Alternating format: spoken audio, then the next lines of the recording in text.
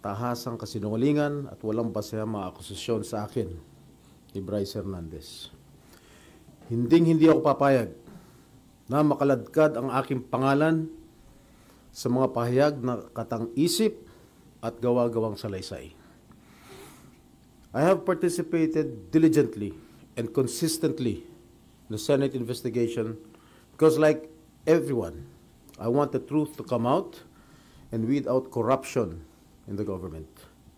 And I am confident that I have not committed any illegal act if Mr. Hernandez truly stands by his allegations. I challenge him right now to take a lie detector test with me. Let us settle this once and for all and show the public who is telling the truth. Yun lang. Sir, hindi nakita niya intention, ba't kayo nakisa na gano'n ni Hernandez? I really do not know what his evil intentions are. Siguro he wants to get even with me because I was the one who cited him in contempt at pinakulong sa Senado. Sir, it's not true na nagpa-allocate kayo na about 335 million? Yung sa 330, kano raw? 335 million, lahat siya nasa GAA. Everybody can choose any item from the GAA at ibintang kahit kanino senador. So wala kayong ganung pina-allocate? Isang malaking kasinungalingan ng mga pinagsasabi niya patungkol sa pagbabako ng mga proyekto. Sir, what do you make of it, yung paulit-ulit niyang sinasabi na hindi kasi? Parang alluding to kahapon sa nangyayaring biruan yun. Well, yung biruan lang ni Senator Marcoleta sa akin. Well, pero in the eyes of the public, parang it was uncalled for. That's why I resented his statement. But sa House kayo, paulit-ulit sinasabi ni Bryce na hindi Well, siguro kinuha lang niya yung kahapon yung pagbiro ni Senator Marcoleta. Alam niyo, sir, parang napamura kayo or what?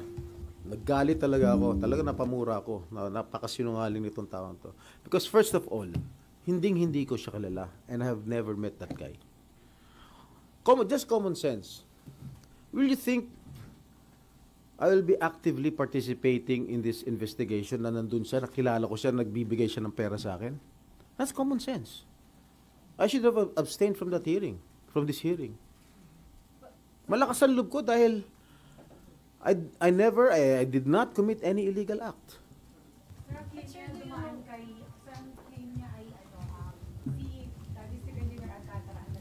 Si District Engineer Alcantara, he even denied it. Dinenay niya yung kay Senator Joel, dinenay din niya sa akin. Oh. Sir, kinukonekan makakalala daw kayo nung Maynila pa? Sino? No. Hindi ko siya kilala. Sa Manila? Siguro I met him once, twice, but never an acquaintance. May picture kayo ni DPWH Engineer Alcantara, sir? Do you remember that, sir, when it was taken? I do not know. I cannot recall that event. Pero sa dami naman nagpapapicture sa akin, hindi ko naman pwede tanggihan. Kung drug lord yan, gambling lord, malay ko naman kung drug lord yan o gambling lord, hindi ko naman matatanggihan kung sino nagpapapicture sa akin. Remember, we are all public figures here. Sir, sasampahan niyo ba ng kaso? Yes, sasampahan ko ng kaso yan. Anong kaso? Yes, I think so. I told my staff to check on it. Sir, saan siya papunta? I really do not know kung anong intention nitong si Bryce Hernandez who cited him in contempt. Nakita mo naman, napakasinungaling ng tao ngayon. I asked him kung siya yung Marvin de Guzman, alias dun sa, ginagamit niya alias dun sa paglalaro sa casino. O di ng limpak-limpak na salapi dun sa DPWH kay Bryce Hernandez. Na humihingi sa akin ng mga project, lahat, baka not know, but as far as I'm concerned, the investigations that we are doing here in the Senate is in aid of legislation. Pero magpa-participate pa kayo, sir, ngayong pinalitan na din yung Glory. Oh, yes. Si Senator Lacson naman is a very straightforward person. He's incorruptible. Sir, you be part of the minority na po. May minority leader na po ba kayo pag-usapan? Yes, si Senator Alan.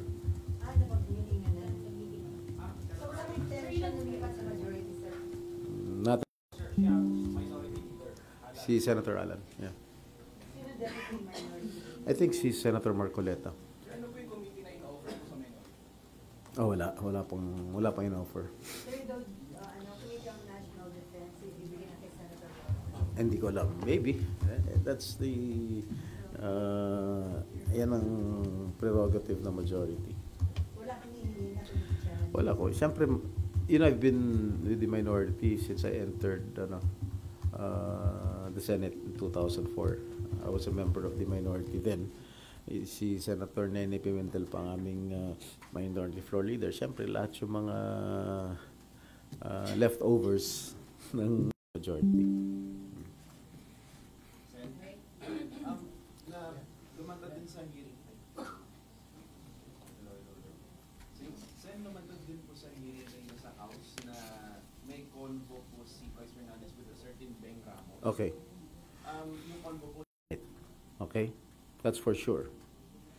She's a staff of the Blue Ribbon Committee. Beng Ramos. Staff siya sa Blue Ribbon Committee. She was never my staff in my office. And I never authorized her at kahit sino man. So, pwedeng ginamit lang. You can check my records in the Senate.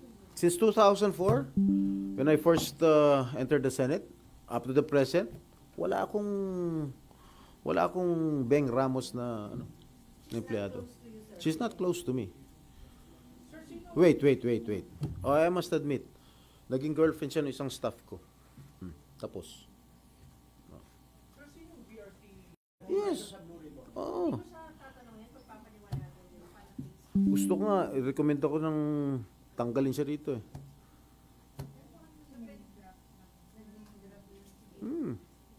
O possible na siyang may transaction. Nakausap niya na siya doon. No. Wala kayong plano, sir, na kausapin siya? O Ba't ko siya kakausapin?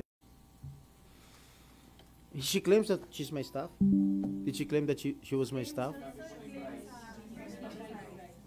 Si Bryce. O, kita mo sinungaling ang hayop na yan. Saan ang proof niya na staff ko yung Beng Ramos?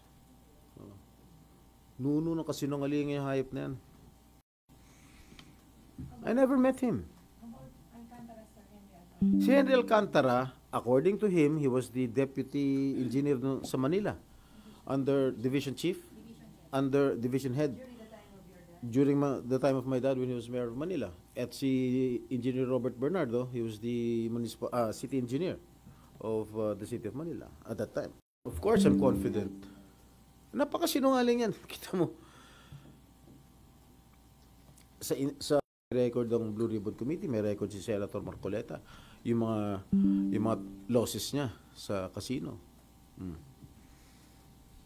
So, dito sa mga nagiging development dito, nakikita niyo kainat na ng mga investigations ng House and Senate about anomalous flood control project. Alelen? Ano nakikita niyo kainat na? Did this... Well, sana may makulong talaga. Ako, I really want to ferret out the truth. That's why I am diligently attending the Senate hearings in the Blue Ribbon Committee. Gusto ko talaga malaman ang buong katotohanan at sino talagang main culprit. Sino talagang... Maybe tomorrow kasi magpi-privilege speech si Senator Ping and si San Joel. Maybe kasi dalawa-dalawa na. Maybe tomorrow. Sir, nakausap mo kayo ni Senator Joel about this? Kasi medyo pareho kayong kapangalanan ng Bryce. Hindi pa kami nagkakausap. Okay,